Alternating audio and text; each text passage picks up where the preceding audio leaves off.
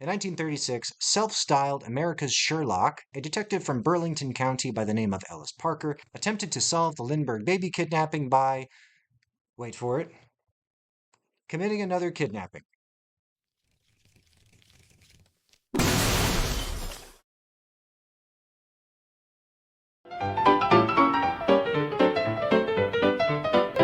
Like everyone's favorite autist, excuse me, high-functioning sociopath.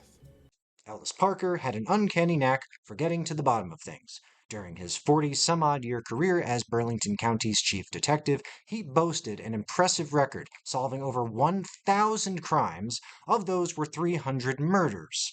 And of those, all but 12 landed convictions. And, holy shit, 300 murder cases. Camden's always been a shit show, hasn't it? I blame proximity to Philadelphia. His portfolio could well keep this channel running for literal years, featuring names such as, get this, the Pickled Corpse, where a bank messenger's corpse was preserved by acidic factory runoff in the creek where he was murdered. The Mad Arsonist involved a series of barn fires set by horse thieves to cover their crimes, and a case from Fort Dix in which a sergeant was murdered and his entire platoon were suspects. Believe you me, I'll be getting to each of these in future videos, but please do comment which one you'd like to see first. Thus, when literally the most famous case of his time landed in his very own state, Ellis considered himself uniquely suited to solving it, and thus rejected the mainstream narrative. Some of you are feeling singled out right now. Rest assured, you are not attacked.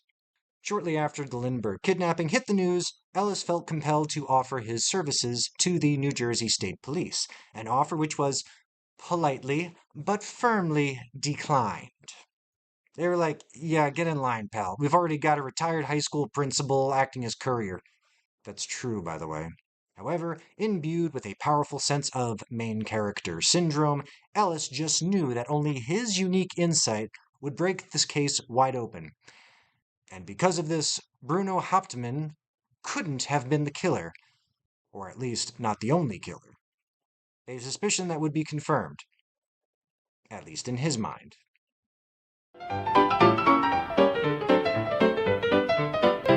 For those that haven't seen my video, or any video for that matter, on the Lindbergh baby kidnapping, you basically need to know only two things. One, that it was a worldwide news event for its time, with all the attendant foolishness and hype you would expect for such a thing. And two, the man convicted of the crime was Bruno Hauptmann. The evidence was circumstantial, but fairly airtight for what it was. For full details, see my other video. But for a variety of reasons, many folks didn't buy that version of events and kept looking for the, quote, real killer, long after Hauptmann was arrested, our boy Ellis being chief among them. And the reason is kind of ridiculous. As a detective of some renown, Parker often relied on underworld contacts and human intelligence sources, many of whom from organized crime or other nefarious occupations. Like lawyers. Enter former attorney Paul Wendel, disbarred in 1920 for perjury. Not a criminal lawyer, but a criminal lawyer. Sources describe Wendel as Parker's friend of many years, but he was actually more of a longtime informant due to his connections with organized crime. Reckon that attorney-client privilege thing was more of a meh. Thus, with Ellis still a bit salty over having his services declined by the state police and suffering a massive case of FOMO, he was looking for a unique lead on the case. That's when he was approached by his longtime informant friend, Paul Wendel, who offered, quote, help in solving the case. An offer which Ellis considered highly suspicious. J'accuse! That's it. That is literally the inciting incidents for everything that happens from this point onward. Pretty much once he decided that Paul had to be the guy, he tortured some rationale about how Paul supposedly fit the killer's profile and background better than Hauptmann did, and that all the so-called evidence of the latter, made of wood from Hauptmann's own attic, and the ransom money in Hauptmann's possession, were all misinterpreted or planted. If that sounds like a wild and totally unsubstantiated leap, It is. Which brings us to February of 1936. By this time, Bruno Hauptmann had long been convicted and condemned to sit in Thomas Edison's recliner, and for most, the Lindbergh case was wrapping up to its natural, if brutal, conclusion. Not for Ellis, who saw his window for finding the, again, quote, real killer fast dwindling. That's when he made arrangements to kidnap Paul Wendel on February 14th. Valentine's Day. Bummer. At the time, Paul Wendel was living at the Hotel Stanford in New York City, and that's where Ellis's son, Parker Jr., along with several other associates, soon to be accomplices and co-defendants, grabbed him. Some sources claim this was at gunpoint, and then they forced him into the back of a car and blindfolded him, all because he offered help. Boy, that escalated quickly. And I guess that's the lesson. Never help. From there, hostage in tow, the crew headed to a small rented house in Brooklyn, which, while still a felony, was still merely a state felony. For now. What happened next was described by court records, a basement lair where Paul was chained to a chair for 10 freaking days. Believing him to be the kidnapper, they deprived him of food, sleep, and even burned him with a light bulb, and beat him, all with the intent of coercing a confession. Which they got, unsurprisingly. That's kind of why bad actors do that sort of thing, because it works. Not condoning it, just saying.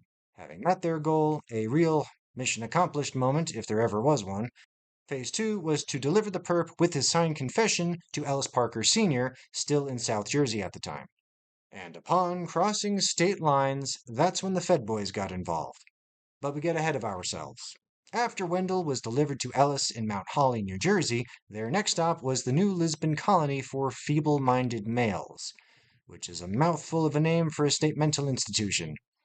I think because Ellis didn't think the initial confession was enough to bring to the police yet, thus being a proper detective, Ellis intended to be thorough. At the asylum, Ellis pressed Wendel to write a longer, more detailed 25-page confession detailing just how he had kidnapped baby Chaz and accidentally killed him in the process. Basically driven by, again, nothing more than Ellis's own speculation and conjecture. Only then, with about a month before Hauptmann's scheduled execution, Ellis dramatically announced that he had captured the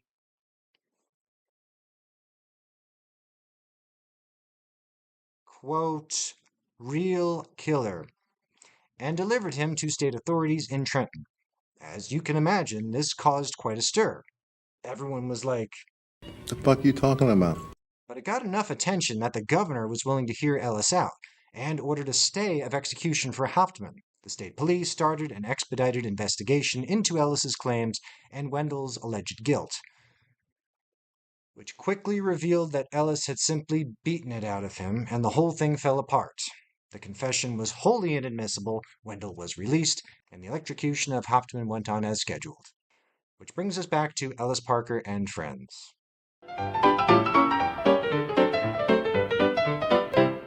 Like later that day, the timeline was pretty short on this. Parker and his associates were arrested for the kidnapping of Paul Wendel, because that is the obvious conclusion.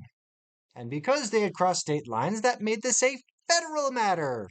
And pay attention to this part, because it's hilarious.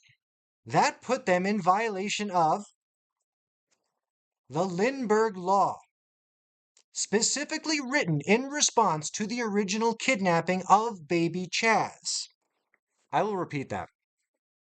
Ellis Parker was arrested under the Lindbergh Law after kidnapping a guy whom he suspected of kidnapping Chaz Lindbergh.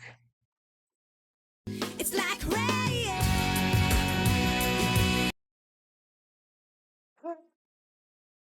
All those involved, naturally, were tried and convicted.